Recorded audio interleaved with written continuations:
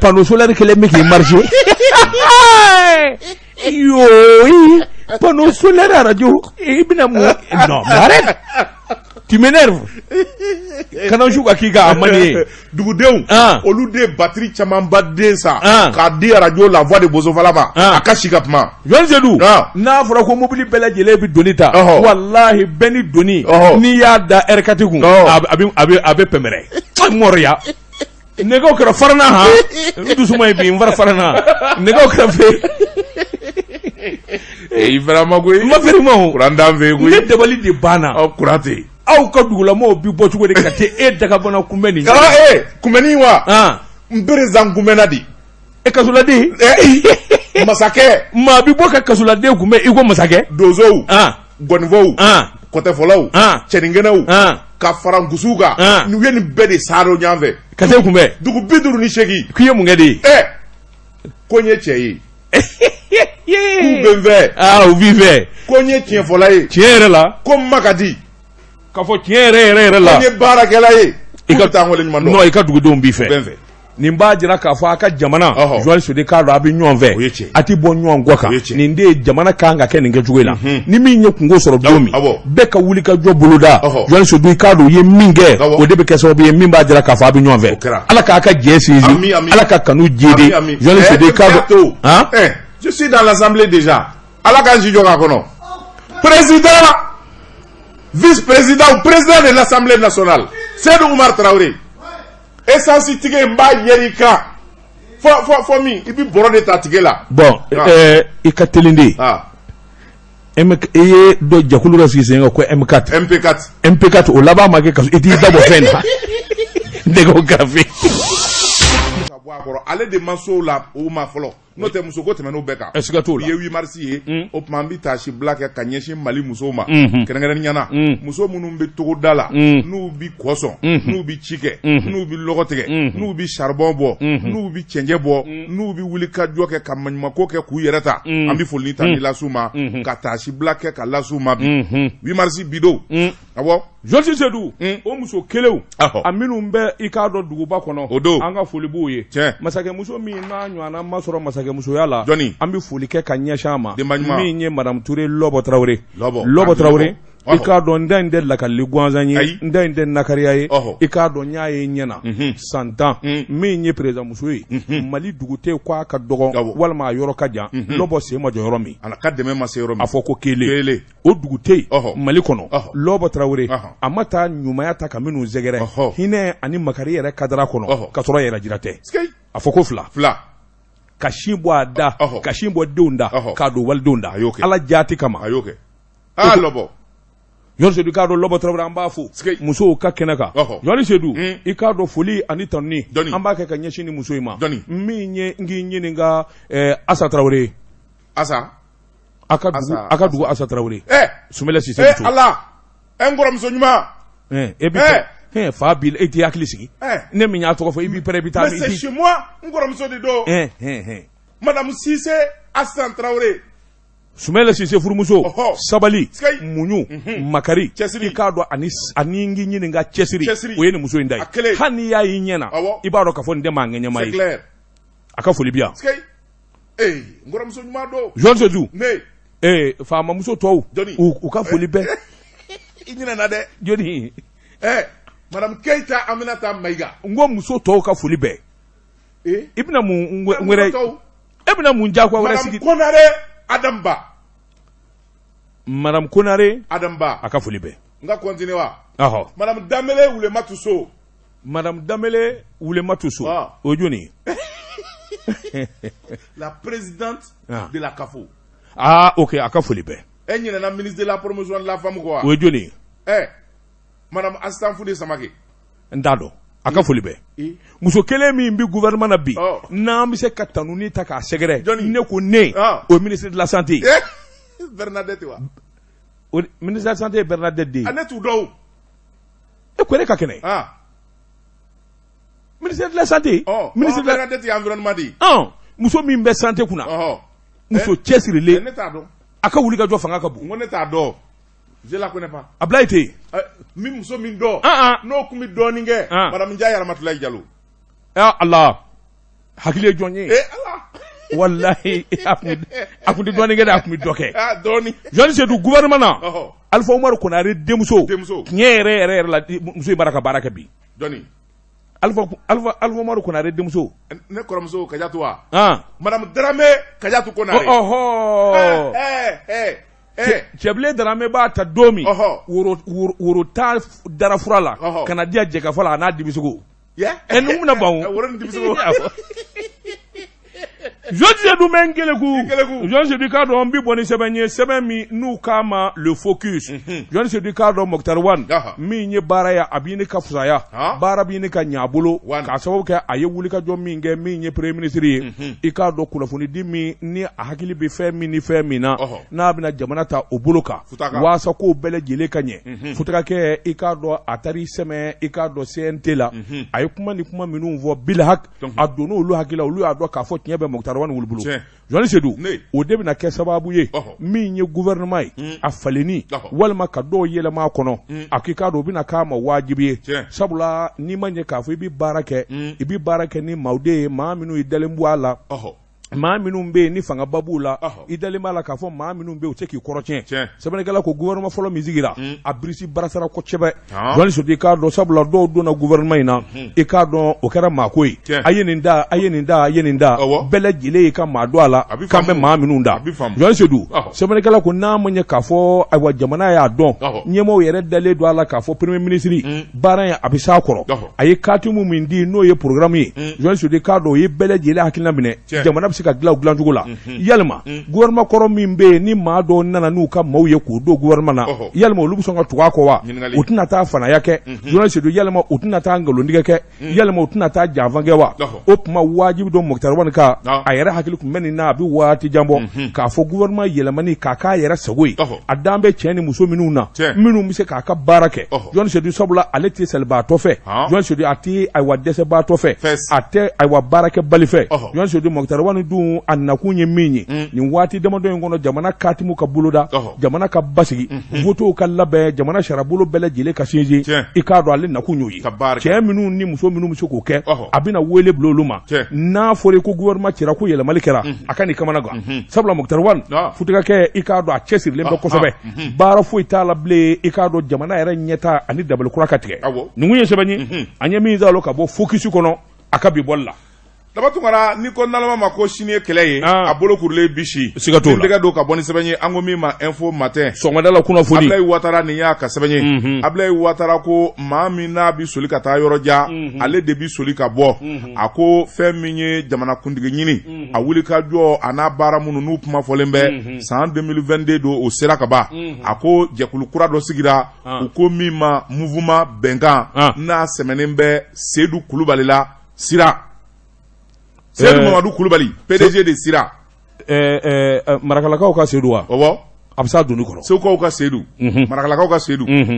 sɛbɛnnikɛla ko a ko n'i y'a ta k'a lajɛ mouvement le pacte citoyen o y'a tubabukan ye bamanankan nɔ an ko bɛnkan a ko n'i y'a ta k'a lajɛ u ye wulikajɔ kɛ wulikajɔ min n'u y'a kɛ dɔwɛrɛ tɛ jamana ɲɛmaaya ɲini a labɛnw kɛtɔ don tɛgɛ ɲɛsinna maa min ma min y'a kanubaw ye a n'a lafasabaw ye u taara jɛkulu basigi an ka Seydou Mamadou Kulubali dɛmɛ nin ka perezaya ɲini n'a dira nin ma bɛɛ jamana bɛ se ka bɔ nɔgɔ la o jɛkulu de taara tɔgɔ da ko bɛnkan nin ye jɛkulu belebeleba ye min n'a koromo karala alamisa don marisikalo tile 4 u taara ka taa ɲɔgɔn ye kɛ ni ka taa sigi Ngaki sɛbɛnnikɛla ko a ko n'i y'a ta k'a lajɛ fɛn min ye assemblée générale constitutive o ye ko daminɛ yɛrɛ ye minnu y'a ko ngulomangulomaaw ye a maa kunfɔlɔw farala ɲɔgɔn kan sɛbɛnnikɛla ko a ko n'i y'a ta k'a lajɛ baara min n'a kan ka kɛ jamana kɔnɔ a kolo ka girin sabula Mali binnen bɛ dingɛ kɔnɔ a jiginnen bɛ Mali yɛrɛ an mago bɛ maa de la min bɛ se k'a wuli ka jɔ bi walasa a ka ɲɛtaa ka sabati o de kama maa dɔw ye jateminɛ kɛ k'a fɔ cɛ kelen bɛ yen bi n'an garala la n'a sɔnna ka tugu an kɔ n'a sɔnna ka don ko in doni kɔrɔ a bɛ se ka kɛ sababu ye ka jamana bɔ nɔgɔ la Seydou Mamadou Kulubali Sira Seydou sɛbɛnnikɛla ko a ko n'i y'a ta k'a lajɛ Seydou yɛrɛ a tun bɛ kɛnɛ kan a y'a jira k'a fɔ bonya min n'a taara ka d'a kan a y'i bolo fila don bonya in kɔrɔ a b'a kɛ ni tileninya ye a b'a kɛ ni majigin ye a b'a kɛ ni cɛsiri ye Seydou ko jamana in de binna dingɛ kɔnɔ f'a ka lawuli k'a jɔ kɛlɛw pap sisan an sera so fanga t'a tɔ tilɛ dɛ fasayi hali a ti jɛngɛ Bamakɔ sira jan kelen minɛ Fana Kɔnɔbugu ka fara ka don ka foli di barawulikaw ma k'an gile ka Segu cɛci ka taa an da Marakala Zeringoni Marakala Jɛbɛrɛbugu Zeringoni an na fanga sɔrɔ cogo ɲuman na n'o tɛ fɔlɔ in o kuma ndiw fɔlɔ jumɛn de tolérance zéro in fanga tolérance zéro o tɛ fanga ɲuman ye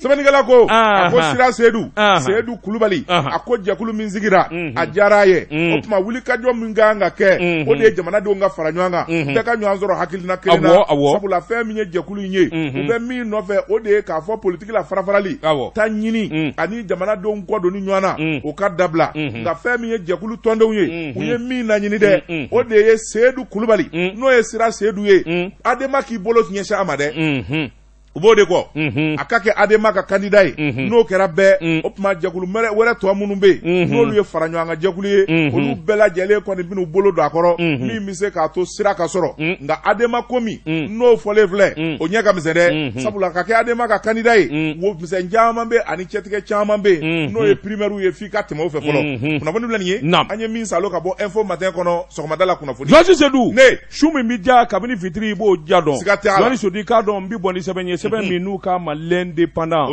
Jɔnsi Seydou sɛbɛnni kɛba i k'a dɔn ayiwa min ye Musa Saɲɔ Kamara nin y'a ka fasiri ye Jɔnsi Seydou hali bi dabali ani fɛɛrɛ jamana ɲɛta ani politiki sinsinni Mamadu Igoiru Jara i y'a dɔn a fana jɛkulu kun b'a bolo min ye président ɲini min kɛra san 2018 a ye wulikajɔ boloda Jɔnsi Seydou i k'a dɔn Mali en action min ye Mamadu Igoiru Jara sɛbɛnnikɛla ko i k'a dɔn Marakalakaw ka nin den a n'a ka jɛrɛ jɛkulu ni aussi il est de Marakala Segu kunna bɛ ka ja ko in na sa koyi kabini Ala ye diɲɛ da Segu kunna ka di an kunna ma deli ka koya o nin kɔni a mana taa da o da fɛ a bɛ bi Segu da ɲina maninkaw ni a kekake olu de nana k'u b'an fiyɛ k'u b'an fiyɛ Segu jara sa koyi n'o tɛ kabini démocratie kun fɔlɔ maa fɔlɔ min kun kan ka kɛ président ye o ye Segu ka ye Muntaka Tall de kun kan ka kɛ président ye démocratie daminɛ e m'a ye a bɛɛ jɛra wa Muntaka Tall n'a kunkanw mais maa min y'o ka ko cɛ i b'o dɔn wa Marabaturu Jaabi ayi Marabaturu Jaabi kɔni ka kuma n'u fɛnw Jɔnsi Seydou ale ni Alifa de jɛra ka ko bɛ ɲami Jɔnsi Seydou a ma dilan de o ye tiɲɛ fɔn fɔn n'a ma dilan Ala fɛ Jɔnsi Seydou k'a dɔn maa ka kuma tɛ k'o tiɲɛ foyi a ma dilan de n'a dilanla don o don Jɔnsi Seydou nin bɛɛ bɛ tila ka munumunu ka na kɛ bara kelen kɔnɔ ka sin k'a ɲɛnabɔ ten k'a di Segu ma nkɛ Segu a natɔ don Jɔnsi Seydou Mamadu Igoiru Jara bamananden Jɔnsi Seydou k'a dɔn a bɔ sɛbɛnnikɛla ko a ka jɛrɛ jɛkulu min ye MAA Jɔnsi Seydou k'a dɔn kuma in sɔrɔla Abdurahmani Jarada ale de ye a bɔ jeunesse o président ye min ye Musa Seyi Jalo ninnu kɔni ye kunnafoni bɔ k'a da dimanche tɛmɛnen i k'a dɔn u ye kunnafoni di nin sɛbɛn in ma min ye l'indépendant ye Mamadu Igoiru Jara a n'a ka mouvement cɛ ni muso denmisɛn ani maabakɔrɔ i k'a dɔn min ye Musa Seyi Jalo ka fɔ ye i k'a dɔn u y'u ka minɛn bɛɛ lajɛlen siri ni ka t'u da URD kɔnɔ i ye kuma in mɛn yan u taara URD la sɛbɛnnikɛla ko Mamadu Igoiru Jara Jɔnsi Seydou k'a dɔn sebaba ye i k'a dɔn kamalen biyɛkɛnɛ don Jɔnsi Seydou a lakodɔnnen bɛ diɲɛ seleke naani jamana bɛɛ lajɛlen fɛ i k'a dɔn a lakodɔnnen bɛ jamana kɔnɔ a ye ɲɛmaya baara caman kɛ Jɔnsi Seydou k'a dɔn san 2018 a ye président yɛrɛ ɲini o kɛra sababu ye k'a dɔn mɔgɔw k'a dɔn galabu min b'a la ani a hakili min b'a la ka ɲɛsin jamana ma a yɛrɛ da ko ale ye layidu di Sumɛlɛ Sise ma Ala k'a hinɛ i k'a dɔn k'a fɔ Sumɛlɛ Sise a mɛn o mɛn bɛ taa URD la i kɛrɛfɛ Jɔnsi Seydou k'a dɔn Sumɛlɛ Sise ntanyana a k'i k'a dɔn Sumɛlɛ Sise ka ntanya o t'ale bali a ka layidu dafali la a ye layidu in dafa Jɔnsi Seydou k'a dɔn layidu dafali de ye ka na URD la sɛbɛnnikɛla ko min kɔni ye bɛnkanw ni hakilinaw ye a cɛrɛ tigɛra u ni ɲɔgɔn cɛ min ye Mamadu Igoiru Jara a yɛrɛ kɔni kun di kɛnɛ kan sogo kun di kɛnɛ kan nka a ye telefɔni ci Jɔnsi Seydou k'a jira diɲɛ bɛɛ la min ye URD ale n'a jɛɲɔgɔnw bɛɛ lajɛlen nan'u sɛmɛ URD kɔnɔ Jɔnsi Seydou k'a dɔn o bɛna kɛ sababu ye URD ka barika ni k'a sɛbɛkɔrɔ sinsin ɲɛtaa bɛ URD la nka dɔ bɛ fara a yelen kan sɛbɛnnikɛla ko a ko Mamadu Igoiru Jara a nani URD la yalima a bɛna kɛ candidat ye wa o kuma tɛ o ma fɔ fɔlɔ Jɔn Sodu nka nana URD la bɛɛ kɔni b'a dɔn a wa cɛngana don a kolo ka gɛlɛ a nani URD la o bɛ se ka kɛ sababu ɲuman caman ye URD ma sɛbɛnnikɛla ko a tɔ tora sa min kɔni ye jateminɛw ni hakilinaw olu ɲɛ ka fɔ sabula kɔ mana duuru Jɔn Sodu k'a dɔn jɛgɛ kuma ni jɛgɛnji ni t'u dun ɲɔgɔn na ni ji jɛra i bɛna taa fɔ dɔn a ka bɛɛ lajɛlen bugunatigɛ dɔn sɛbɛnnikɛla ko don nataw la n'a sɔrɔla Mamadu Igor Jara n'a bɛna kɛ URD ka candidat ye o ɲɛna dɔn nka siga kɔni tɛ min na Jɔn Sodu k'a dɔn min jɛlen don waati surun i k'a dɔn Igor yɛrɛ a nana jamana kɔnɔ min ye URD ye a taalen min kɛ k'o ɲɛfɔ i k'a dɔn diɲɛ bɛɛ lajɛlen k'o ɲɛfɔ ɲɔgɔn ye bamananbilen mais min ye bamanankaw ka bamananbilen bamanan n ko Igor Jara n bɛna maanani dɔ f'i ye a ɲinini a tɛ tɛmɛ san 2 san 3 kan o y'a sɔrɔ a fitinini bilenmani doridori i cogo dɔ dɛ bana do dɛ i delila k'a fɔ n ye yan maa dɔɔnin ti kɛ waritigi ye maa dɔɔnin ti kɛ faama ye faama ye faama de ye faama ye faama ye nka n ye nin wolo n den don maa n bɛ se ka den wolo ka sɔrɔ o ɲɛ cogo di n den don n den don c'est mon fils a bilemani a bi n'a taara vagasi la ngiɲi de ka marakala o y'a sɔrɔ anw zewukaw saa kalo sibiri o sibiri an bɛ taa mɔni ni fɛn na marakala Jɔn Sodu i k'a dɔn u ka so i k'a dɔn o y'a sɔrɔ a bɛ yaala mɔkɛ in nɔfɛ an bɛ to ka taa an wolo da u ka kogo la k'a bilemani lajɛ ten a kɛra sirima ye awɔ y'a o waati ninnu na maa bilen cori ni gɔnbɛlɛ tɛ fo tubabu walima maa bilenni o bɛ k'i bolo sogo de ye an kun taa an kogo wo fɛ an taa a k'a bilenmani i ye nin jɛ nin bilenni ye kabini an jini an makadi manja b'a nɔfɛ nka n'i wari yɛrɛ kuma ni ɲɛna i b'a fɔ kabini a wula a ma don lɔgɔli la Segu bamanankan fini tɛ yen a b'o de fɔ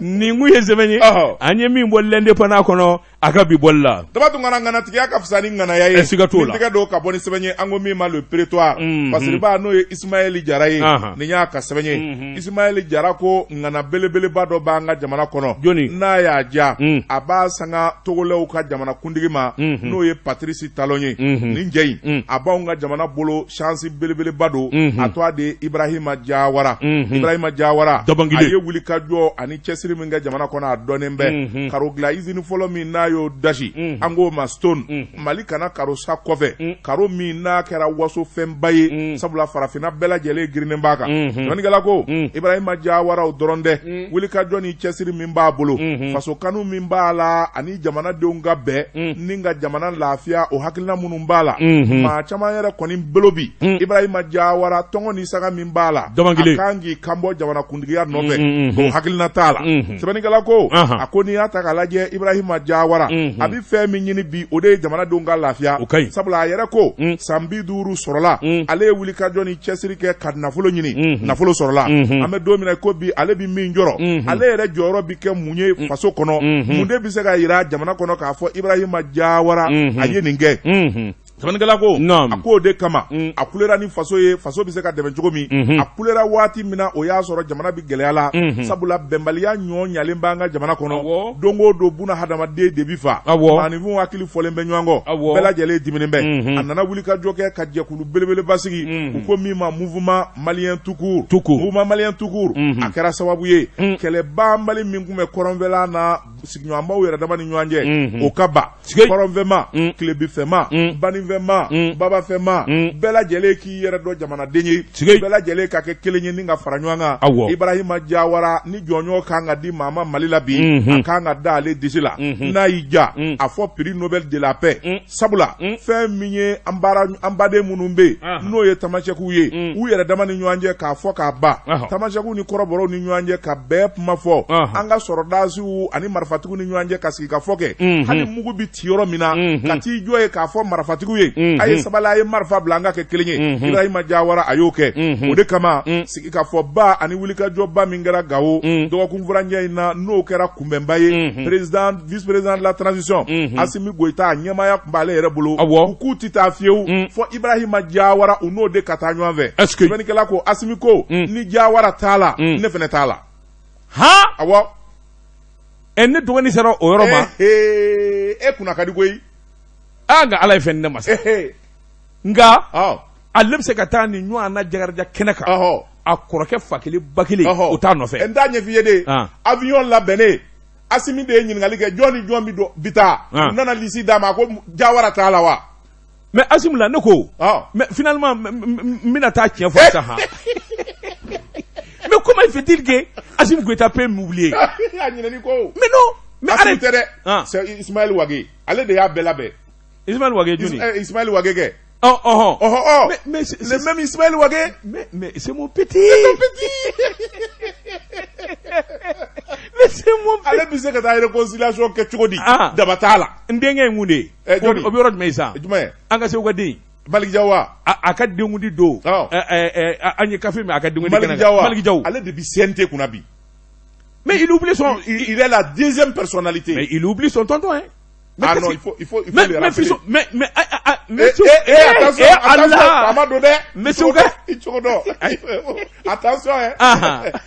garde corps bɛɛ fa bɛɛ fɛ sisan attention idée don nka i cogo dɔ dɛ ayiwa n sɔnna sɛbɛnnikɛla ko a ko Ibrahima Jawara n'a y'i ja fɔ maliyɛn tugu bandaw ka fara Asimi Goïta kan ani Ismaël Ouagé olu yɛrɛ de ko avion ti pan pewu ni Ismaïla Jawara tɛ sabula a ye wuli ka jɔ ani cɛsiri min kɛ min bɛ se k'a to kɔrɔnfɛla ani jamana camancɛ bɛɛ lajɛlen ka kɛ kelen ye waleɲuman dɔ don sɛbɛnnikɛla ko Ibrahima Jawara n'i y'a ta k'a lajɛ président maliyɛn tugu maa minnu fana bɛ yen n'o ye Sema ye ka taa fara Gacha kan MSA jɛkulu o jɛkulu bɛ olu ko n'a bɛna ni aw ni Ibrahima Jawara don o tuma marifa ti ci yan nin ko bɛɛ lajɛlen bi kɛ ni k'a ban badenya ani sinjiya la wa o de kɛra Allah tant que Jawara est là minité don mɔgɔ ɲɛ marifa ti ci mankan ti kɛ wa Mali drapeau bi yɛlɛ est-ce que o de kɛra sɛbɛnnikɛla ko a ko Ibrahima Jawara Mali kan ka waso n'a ye sabula nafolo sɔrɔlen kɔfɛ a yɛrɛ kolola a ye wuli ka jɔ de kɛ ni ka baarabaw kɛ jamana kɔnɔ a ko ɲina a bɛ ka so lahawta ba dɔ jɔ min kɔni n'a bɛ k'o jɔ ACI la a ka société ba ye n'o ye Ibi groupe ye o y'a siège ye yen kɔni o bɛna kɛ diɲɛ wasolanba de ye sabula a b'a fɔ o ka kɛ misali ye ni k'a yɛrɛ diɲɛ na k'a fɔ fɛn min ye Mali ye wuli ka jɔ b'a kɔnɔna na o dɔrɔn tɛ a ko n'i y'a ta k'a lajɛ fɛn min ye avion ko ye a y'o cɛru fa bɛɛ lajɛlen fɛ an ka jamana in kɔnɔna na Ibrahima Jawara maliyɛn tout court a ko société camanba den de b'a bolo hali kabala ji bondoba min bɛ ka dilan n'a bɛna ji cɛru Mali fanda 4 bɛɛ lajɛlen fɛ a ko ɲɛ bɛ Ibrahima Jawara de bolo Mali dɔrɔn tɛ a ko jamana wɛrɛw bɛ yen n'o ye Côte d'Ivoire ye Sénégal ka taa fara Laginɛ kan ni jiko kɔni wulila ni sirako wulila u bɛɛ lajɛlen bɛ kule maa min nɔfɛ o ye Jawara ye a ko fɛn min ye badeni ye a ti sɔngɔ sɔrɔ a mɔyɔrɔ la n'o tɛ a ko Ibrahima Jawara n'a donna farafinna dugu o dugu la a bɛ masakɛ kunbɛn an bɛ don min na ko bi jamana ɲɛmaaw ka nin ko ɲuman dɔ min n'o taara ka ɲɛsin a ma bandaw ka fara Asimi Goïta kan ani Ismaël Ouagé olu yɛrɛ k'a fɔ ni Jawara sen t'a la an sen t'a la a ko ye ko belebeleba ye o tuma fɛn min ye maa caman ye olu kɔni ko ni bɛɛ bi sabati n'a tɔgɔ bi da maa min na o ye Ibrahima Jawara ye sabula a y'a kunnafolo don a la a ye wulikajɔ ni taama caman kɛ jamanadenw bi kɛ kelen cogo min kunnafoni filɛ nin ye an ye min salo ka bɔ le prétoire kɔnɔ a ka bi bɔli la a bi yan wa ne n'a famana dɛ e n'a famana awɔ Buwa Jabate de b'a kalama awɔ e bɛ cɛnin na a bɛ ko caman ɲɛdɔn dɛ Buwa Jabate ani Isa Kaba olu de b'a kalama renouveau la Isa Kaba an dɔgɔnin don n'i jiginna n'an tilala sisan b'i caman n'i taara i b'a fɔ a ye ko a kɔrɔkɛ ko a kɔrɔkɛ daba tungara radio jɛka fɔ la sabula Ibrahima Jawara i k'a dɔn Mustafa Diop Defa a bil'o basule ninnu de ye cliquage kelen ye Misira mais non c'est à dire que les gens s'étonnent u b'a fɔ ko non ni jɛnin ye escroc de daba in nami de pourtant Ala de y'a kɛ nin waati in na nin fɔn fɔ to a bɛ fɔ n ye nin bɛɛ dɔn ko dɔ donna ni nin bɛɛ cɛ waati dɔ la a bɛɛ y'i dɔgɔninw ye c'est mon petit frère Ala de y'i kunna jago ye Misira écolosoba u ye kalan daminɛ ye a bɛɛ kalanna a diplôme b'a bɛɛ bolo nka n'i taara i b'a fɔ ko a kɔrɔkɛ ko an kana mugu sonin sonin kuɲani ken kota taa ka ɲi k'ara Jawara damangile ma kɛ mugu dɛ n'i m'a mugu kumakan yɛrɛ sera i k'o fɔ a ye n'i y'o fɔ a ye a b'a kɔrɔ dɔn a b'e ci ne ma ne bɛ kolo kɔngɔ tasa da la i yɛrɛ na dɔɔnin d'i ma bala cogo bɛ di journaliste dun ne bɛ n kele ku n bi bɔ ni sɛbɛn ye sɛbɛn min n'u ka Malien indépendant sɛbɛnni kɛbaa de Dawuda Sangare ko a k'i k'a dɔn a bɔ dankɔrɔba kuma na min ye Imam Mohamud Diko i k'a dɔn misiri ye ani n k'i ɲininka politiki kɛnɛ i k'a dɔn sirajan tɛ a ko ale de kun ko k'a bɛ don misiri kɔnɔ nka laban a na bɔ fɔlɔ i k'a dɔn salidɛbɛnw ni ka kɔlɔsi k'o kuru k'o da dɔɔni sabula kɛwale minnu baara ka kɛ a ko i k'a dɔn jɔnkala sɔndenw ma ale kun ye sɛbɛnni dɔ kɛ u k'a ma ko manifeste i k'a dɔn kɛnɛ in ka a ye manifeste in ɲɛfɔ a kun ye min ni min b'a kɔnɔ a la kumabɔ a y'o kofɔ a ko min ye jamana in n'a ma bɛn kelen kan ni jamana den bɛɛ lajɛlen ma kɛ kelen ye a k'i k'a dɔn gɛlɛya in a tɛ duga abada a ko sabula min ye votew ye kabini san 1991 min ye Adema ye n'o ye fanga sɔrɔ kabini san 1992 Adema kelen ka fanga sɔrɔ parti politique wɛrɛ tɛ yen maa kura tɛ yen min sera ka fanga ɲini k'a sɔrɔ kɛnɛ kan a ko y'a damata gɛlɛyaba de ka sɔrɔ o b'a jira k'a fɔ labɛnw a n'a hakilinaw kelen tɛ ka ɲɔgɔn sɔrɔ a ko tuma yɛlɛma kura ani Mali kura o de bɛ taa ni ɲɔgɔn ye ale kamana ganna a dabali banna min ye Ibrahim Boubacar Keita n'o y'a kɔrɔkɛ ye a y'o sɛbɛkɔrɔ kɛlɛ a don a y'a fɔ a bɛrɛ n'i ma sɔn jama tama i laban o laban i na nimisa a ko nimisa kɛnɛ o b'o ka bi a ko i k'a dɔn kɛlɛw ani mankan kɛra min kama ha ka ja o de ye yɛlɛmani ye nka ale ɲɛ bɛ k'o taabolo la cogo min yɛlɛma bamakɛ k'a sababu kɛ hali bi n'a ka bi fɛn min ni jamanadenw b'o nɔfɛ n'o ye jamana yɛrɛ yɛlɛmani ye ani ɲɛtakura ale ɲɛ t'o la o tuma kangarida a b'o kɛ a ko Badalabugu min y'a ka misiri kɔnɔna ye ani kana k'i ɲininka bɛɛdaba kan a k'u man jan ɲɔgɔn na a ko ale de kun ko awa kɛlɛ banna a bɛ jigin so nka laban bɛ bɔ koyi sabula a ka bɔli i k'a dɔn dɔwɛrɛ tɛ jamana kelenya ani jamana ɲɛta fo jamana den bɛɛ lajɛlen ka sɔn ɲɔgɔn ye ka kɛ kelen ye Imam Mohamud Diko sɛbɛnnikɛla ko ni maa min b'a dɔn jamatigiya la ani kɔrɔfɔ kɛcogo la ani kuma sinsinni ani ka kuma yɛrɛkɛ bɛɛ lajɛlen b'a dɔw la a laban na i k'a dɔn gundo yɛrɛ min b'a ka tɔ kɔnɔ n'o ye semasi ye a y'a jira k'a fɔ gɛlɛya t'ale ni maa cɛ maa tɛ semasi kɔnɔ gɛlɛya b'ale ni min cɛ a ko ten nin bɛɛ kɔfɛ a ko ten a ko gɛlɛya t'ale ni maa cɛ a ka sababu kɛ mun ye a ko hali n'o y'a sɔrɔ maa caman y'a jira k'a fɔ semasa ale de ye autorité morale a ko a b'o sɛbɛkɔrɔfɔ k'a jɛya kuma gɛlɛn tɛ ale ni maa cɛ gɛlɛya t'ale ni maa cɛ semasi kɔnɔ o tuma a b'o sɛbɛkɔrɔfɔ bɛɛ k'o mɛn a ko M5 RP o wulikajɔ fana min ye semasi ye min ye M5 RP semasi ye a koloba dɔ ye a ko a b'a sɛbɛntiya k'a fɔ maa si tɛ yen Mali kɔnɔ nin jɛkulu fila la gɛlɛyaba b'ale ni min jɛ k'o gɛlɛya kelen bɛ k'ale tɔɔrɔ walima k'a bali ka sunna a ko k'o tɛ yen nin kun ye sɛbɛn ye an ye min zalo ka bɔ l'indépendant kɔnɔ a ka bi bɔli la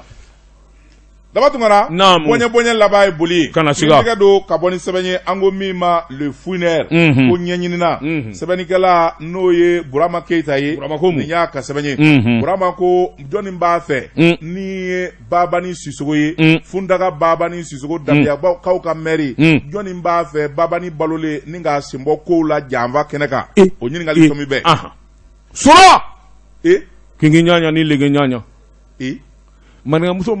maninkamuso ma maninkakɛ min ɲɔgɔnna da bamuna kɔnɔ fɔlɔ i y'o fɔ bamuna ni kasange cɛ ne b'a fɔ piya dalu de bɛ n bolo a ɲɔgɔnna ma da bamuna kɔnɔ fɔlɔ maninkamuso fɛ n m'a fɔ n k'a tɛ kɛ dɛ nka a ma kɛ fɔlɔ maa bɛ wari sɔrɔ a caman de i bɛ kɛ maa ɲuman ye i bɛ kɛ fonusire ye Babani ta ye t'o ɲɔgɔnna kɛ maa bɛ kɛ nafolotigi ye maa bɛ kɛ bana ye Mali kɔnɔ a tɛ sɛbɛnfura la a tɛ tariki la Babani ye min kɛ ko maa y'a ɲɔgɔnna kɛ fɔlɔ n'a sɔrɔ a dalu b'i bolo a fɔ n b'a fɔ ko n da ye nkalon ye ka avion caman sa k'a jɔ ɲɔgɔn da fɛ Mali drapeau b'a bɛɛ ka avion 20 ni kɔ i y'a mɛn tariki jumɛn na ni sɛbɛn ko maliyɛn y'a kɛ fɔlɔ Babani kelen y'a kɛ saa dɔ la Boeing 747-200 Boeing 747-200 o da ka gɛlɛn étagement don avion étagement maa 50 ni maa 7 k'u don a kɔnɔ ka bɔ Bamakɔ an ye kaba minɛ min kan an jiginna yɔrɔ fɔlɔ min o kɛra Tchad jamana ye ka bɔ yen ka taa Makan an jiginna pisi min kan Uruwa ka pisi don passeport ma lajɛ an ma polisi ye an ma gendarme ye mobili nana an da pisi kan ka taa n'an ye hôtel la maa jumɛn bɛ se k'o ɲɔgɔnna k'i ye Makan je suis témoin o de la n y'a f'i ye n ko Ala ye n gɛrɛtigɛ kojugu nin fɛn o fɛn filɛ nin a kɛra ɲɛna de ye i b'a dɔn dɛ n'an sigira ngɔni ti fɔ Makan tiɲɛ tɛ Babani ni n ko ne de b'a f'i ye Hame Sumuni kelen min filɛ nin Ala ka hinɛ an na a tun bɛ yen a n'a muso 2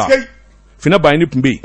tata bambo kuyate be an ka hotel kɔnɔ an bɛ ŋɔni gosi ka tila ka fɛn naamu melenge ka taa sali sora kinge ɲaɲa ni lenge ɲaɲa an bɛ ne ka nkalon da ɲɔgɔn na kabako n'an ye alikaba boli safa ni marwa o ye alikaba yɔrɔ dɔ ye n'i b'i mura kɛ yɔrɔ dɔ tɛrɛ cilen bɛ yɔrɔ dɔ la a bɛ curancuran a bɛ to k'a curancuran o dɔ y'a sɔrɔ Sisulu a ka kɛnɛ a nin na a ma kɔrɔ ala ka baba o y'a sɔrɔ a don an bɛɛ denmisɛnninya banna nanzoro yɔrɔ la anw ka teli funakɛniya banna an bɛ taa ten jigijiga an bɛ se k'an kɔ filɛ ten ne b'a f'u ye n ko a bɛrɛ ta n ko cɛ in ka ko maa t'a dɔn hali a bɛ sɔn ka sɔnni kɛ an bɛ reculer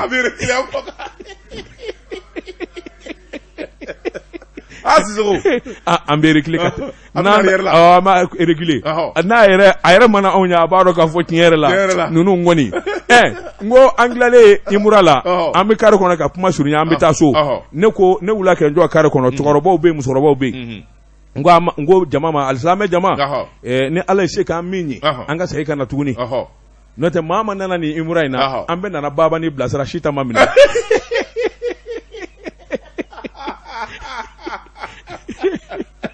Gambia cɛkɔrɔba dɔ bɛ kare kɔnɔ an t'a to ko mon fils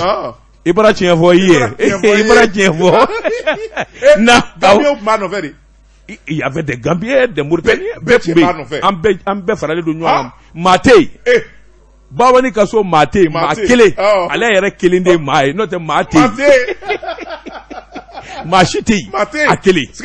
n'a bɔra an maa ba kelen ni kɔ n'a yɛlɛla an bɛɛ bi yɛlɛ hali tɛ yɛlɛkun dɔn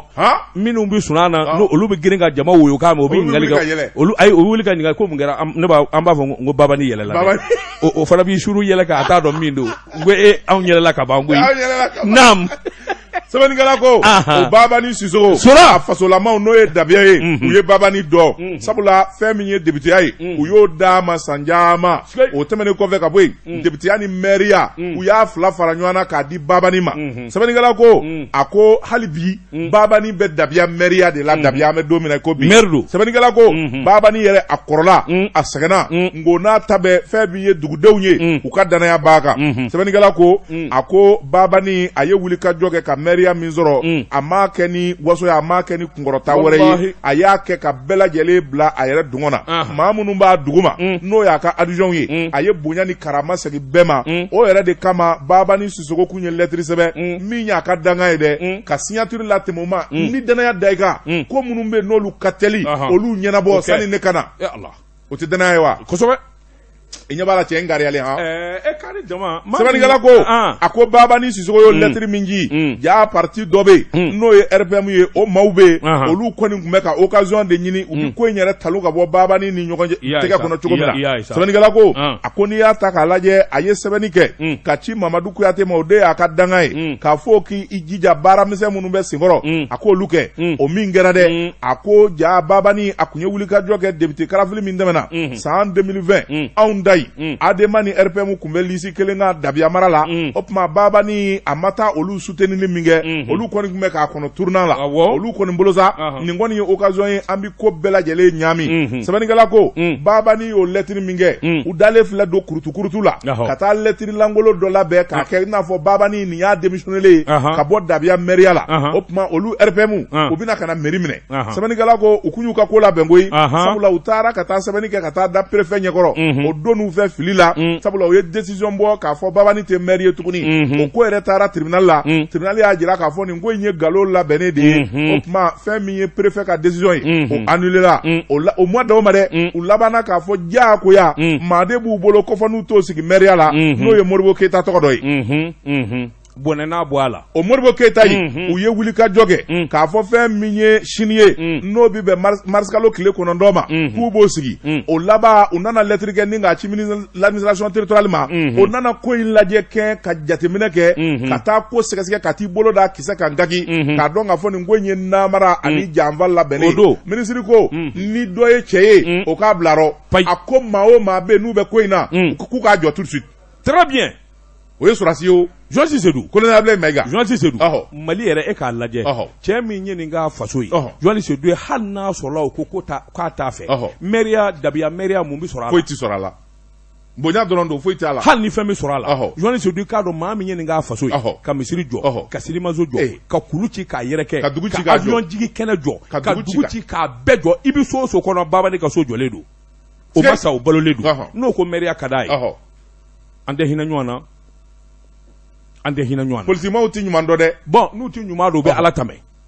n'u ma ɲuman dɔn u bɛ Ala tame a ciru daw sabula Babani ma juguman kɛ maa a ciru daw naam sɛbɛnnikɛla ko a ko lieutenant colonel Ablaye Mayiga ministre de l'administration territoriale o n'a ciw da i n'a fɔ gɔyɔ sabula ale yɛrɛ de ye téléphone k'a ci maa o maa bɛ nin ko in na a y'a sonsoro yɔrɔnin bɛɛ lajɛlen la o dɔrɔn tɛ ko ka rapport kɛ ka caman minnu ye jɛjugu in labɛnbaa ye fo usage de faux ani namara jugu minnu bɛ sen na ko k'u bɛɛ tɔgɔ d'a ma u bɛ taa ɲɛfɔ bɔgɔ jeninen kan très bien nin de b'a ban wale ɲuman dɔnbaliya man ɲi sa fɔta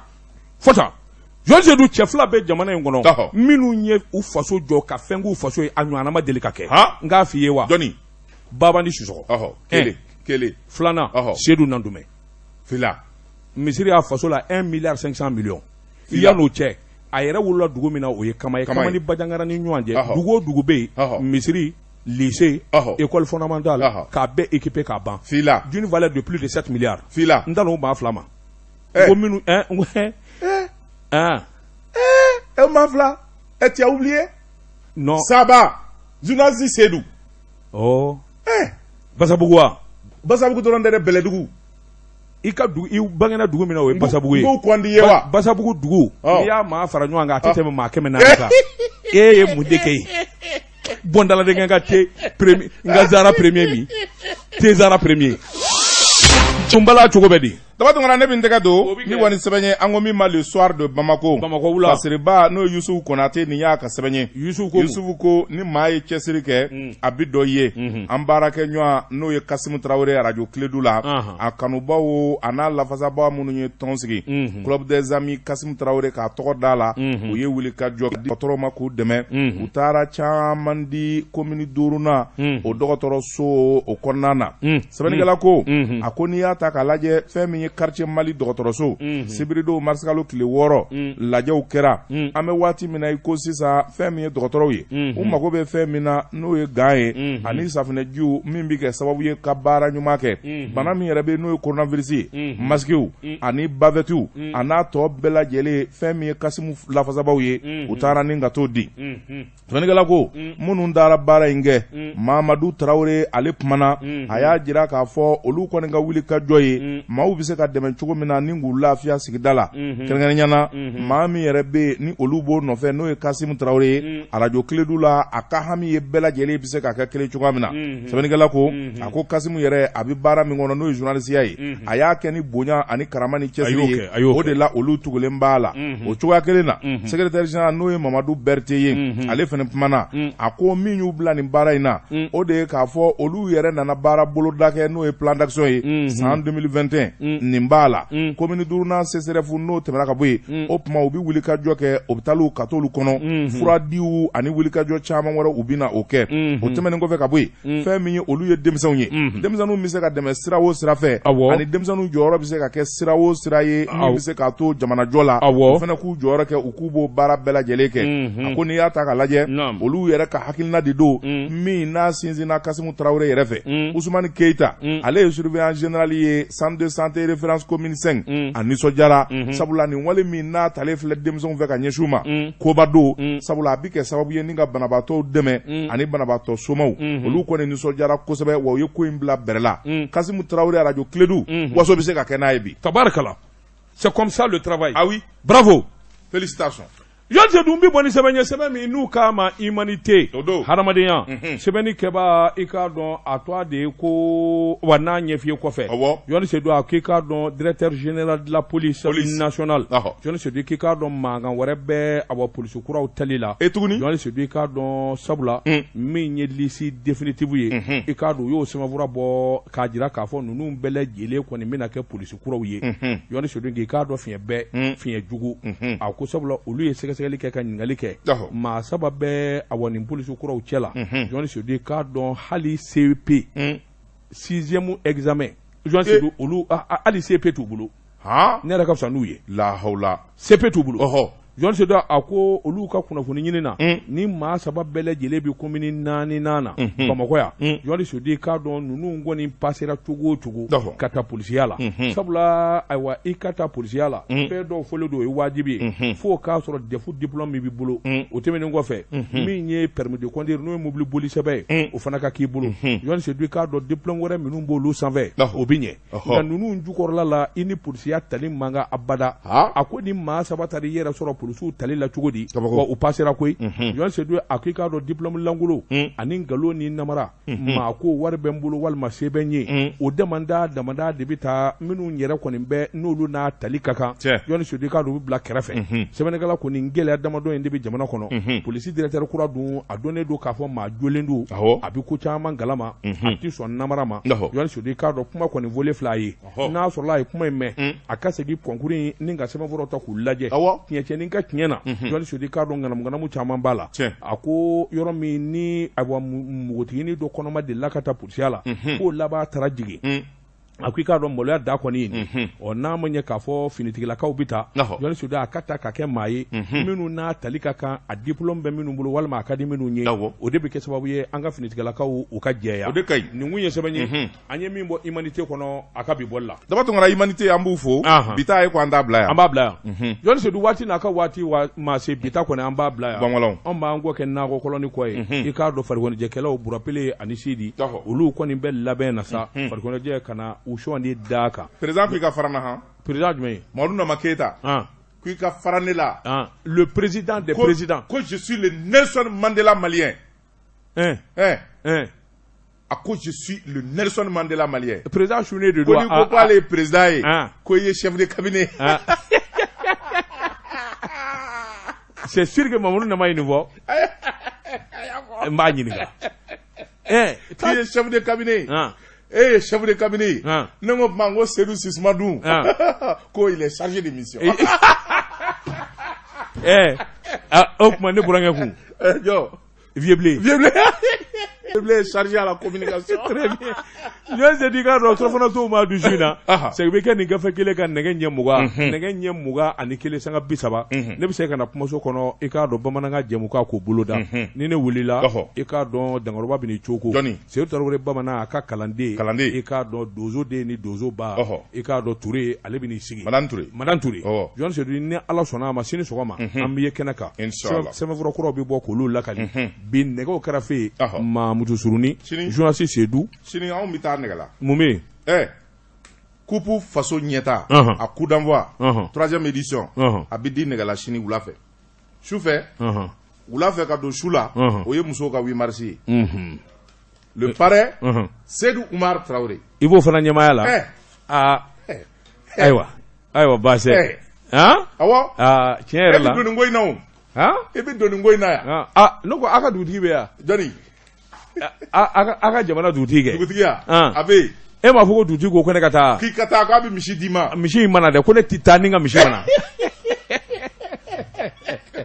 Jɔn Seydou waati n'a ka waati ma se bi taa ma bila Mamutu i ka dɔn journaliste Seydou Daba Tunkara wa salam.